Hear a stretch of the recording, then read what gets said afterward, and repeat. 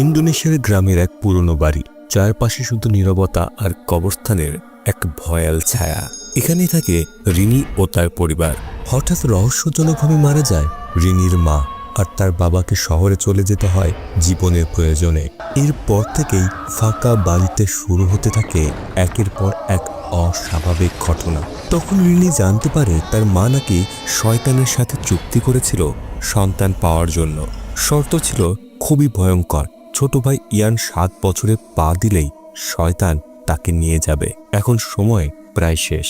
অন্ধকারের সেই ভয়াল থাবার হাত থেকে ইয়ান নামের ছোট্ট বাচ্চাটিকে তারা কি বাঁচাতে পারবে? পুরো পরিবার কি পারবে শয়তানের শক্তির সাথে লড়তে? আজকের এই বর্ণনাটি হতে পারে আপনার দেখা সবচেয়ে ভয়ঙ্কর একটি গল্প। গল্পের শুরুতে আমরা রিনি নামের একটি মেয়েকে দেখতে পাই, যে একটি মিউজিক স্টুডিওতে বসেছিল, আর সময়টি ছিল 1981 সাল। রিনির মা মাওয়ানি সুওনো হচ্ছে একসময়ের বিখ্যাত গায়িকা। বেশ কয়েক বছর ধরে সে এক অজানা রোগে বিছানাগত হয়ে আছে।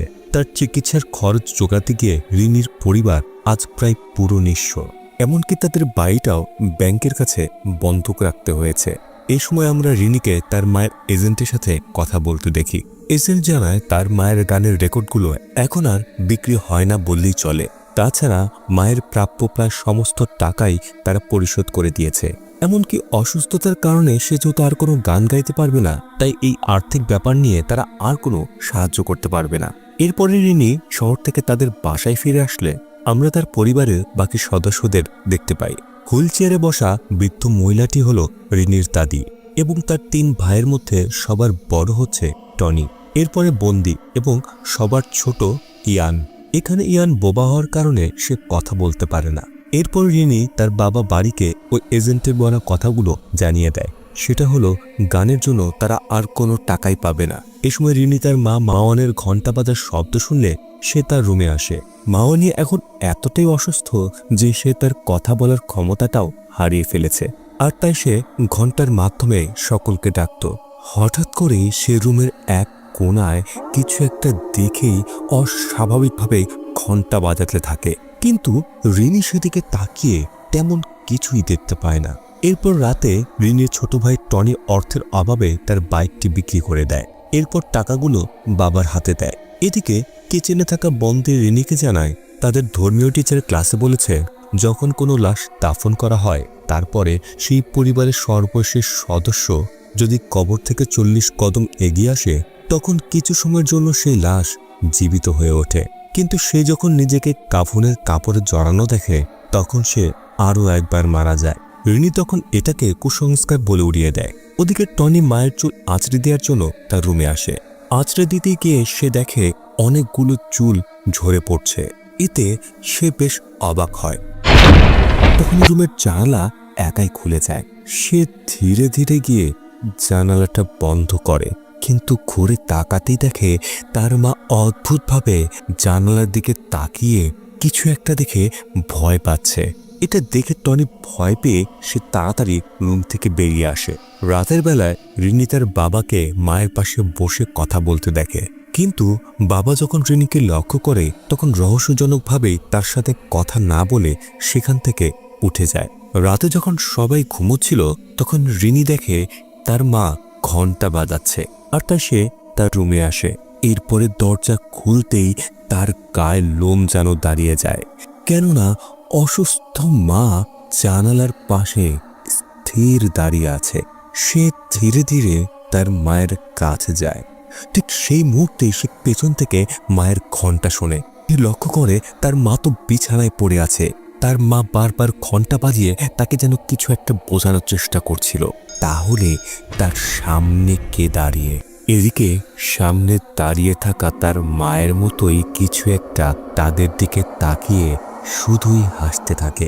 এরপরের দৃশ্যে রিনিকে কিন্তু আমরা বিছানায় শুয়ে থাকতে দেখি, অর্থাৎ সে এতক্ষণ দুঃস্বপ্ন দেখছিল। তখনই সে তার মায়ের ঘন্টা বাজার শব্দ শোনে।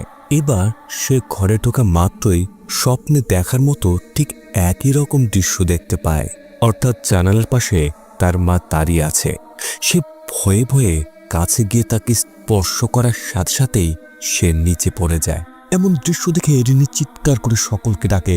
রিনির চিৎকার শুনে সবাই দৌড়ে মায়ের ঘরে আসে। এই সময় তারা লক্ষ্য করে তাদের মা মাওয়ানি আর বেঁচে নেই। মায়ের মৃত্যুতে সকলে কান্নায় ভেঙে পড়ে। পরের দিন সকালে উস্তাদজি নামের একজনের সাহায্যে তাদের বাড়ির একদম পাশের একটি কবরস্থানে তাকে দাফন করা হয়। এই সময় রিনির বাবার সাথে উস্তাদজির কথার মাধ্যমে আমরা জানতে পারি তিনি তার একমাত্র ছেলে হ্যান্ড্রাকে নিয়ে সম্প্রতি এই শহরে শিফট হয়েছে। উস্তাদজি রিনির বাবাকে বলে সে কেন একবারও তাকে মসজিদে দেখেনি। এতে রিনির বাবা বলে কারণ তারা ধর্ম বিশ্বাস করে না, অর্থাৎ তারা পুরো পরিবার নাস্তিক। এ সময় আমরা রিনিকে হ্যান্ড্রার সাথে পরিচয় হতে দেখি। এরপর রাতের বেলায় সে টনি ও রিনিকে জানায় টাকা জোগাড় করার উদ্দেশ্যে সে বেশ কিছুদিনের জন্য আগামীকাল সকালে শহরের উদ্দেশ্যে রওনা হবে। তাই পুরো বাড়ি দেখার দায়িত্ব এখন এই দুজনের উপরে। এরপর রাতে যখন ঘুমোতে যাবে টনি রেডিও শুনছিল। এমন সময় সে তার মায়ের ঘর থেকে ঘন্টার শব্দ শুনতে পায়। কিন্তু এটা কিভাবে সম্ভব? ব্যাপারটি দেখার জন্য সে একাই তার মায়ের ঘরের দিকে যায়। এরপর দরজা খুলে লাইট জ্বালানোর সাথে সাথে দেখে ঘন্টাটি হাওয়ায় ভাসছে। এটা দেখা মাত্রই ঘন্টাটি নিচে পড়ে যায়। এটা দেখে প্রচন্ড ভয়ে টনি দৌড়ে তার ঘরে ফিরে আসে। পরের দিন সকালে তাদের বাবা শহরের উদ্দেশ্যে বেরিয়ে যায় আর টনি বন্দির মন ভালো করার জন্য তাকে একটি খেলনা দেয়। সে অনেক খুশি হয়ে সেই খেলনার ভেতরে থাকা ছবিগুলো দেখতে শুরু করে। হঠাৎ করে সে তার মৃত মাকে সেই খেলনার ভেতরে দেখে, যে সাদা বিয়ের পোশাক পরেছিল।